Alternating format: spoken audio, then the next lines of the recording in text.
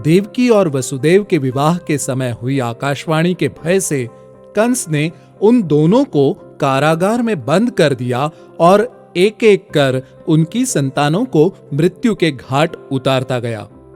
अंततः भाद्रपद कृष्ण पक्ष अष्टमी की अंधेरी रात में घने बादलों से पटे आकाश में भयंकर गर्जना और बिजली की चमक के बीच स्वयं नारायण ने उनके 8वें पुत्र के रूप में जन्म लिया। देवकी और वसुदेव अपने इस पुत्र के लिए भी भयभीत थे। तभी एक चमत्कार हुआ और कारागार के द्वार खुल गए। वसुदेव ने देखा कि सभी रक्षक भी गहरी नींद सोए हुए हैं। एक आकाशवाणी ने वसुदेव और देवकी को बताया कि आज ही के दिन ब्रज में उनके मित्र नंद और यशोदा के यहाँ एक पुत्री ने जन्म लिया है। आकाशवाणी ने निर्देश दिया कि वसुदेव तुरंत ही ब्रज जाकर अपने पुत्र को नंद यशोदा की पुत्री से बदल दें। वसुदेव जी ने एक टोकरी में अपने नवजात पुत्र को रखा और भारी वर्षा के बीच यमुना नदी को पार कर ब्रज की ओर चल पड़े।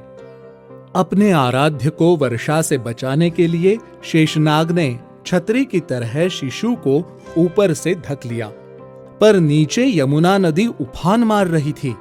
नदी का जल स्तर बढ़ता ही जा रहा था।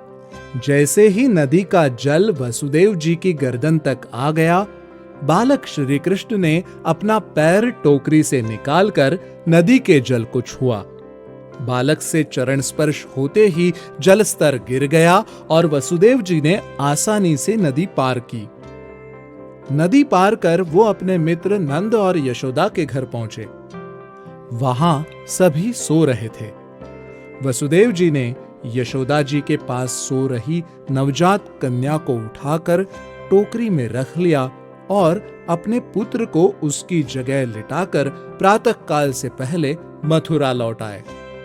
जैसे ही वसुदेव जी कारागार वापस लौटे, कन्या के रोने की आवाज सुनकर रक्षकों की निद्रा टूटी और वो भागकर कंस को बुला लाए। कंस ने कन्या को अपनी बहन के हाथों से छीनकर जैसे ही पत्थर पर पटकना चाहा, वो उसके हाथों से छूटकर हवा में उड़ गई। कन्या ने हंसते हुए कहा, मूर्ख, मुझे मारकर कुछ नहीं होगा, क्योंकि तुझे मारने वाला ब्रज में सुरक्षित है।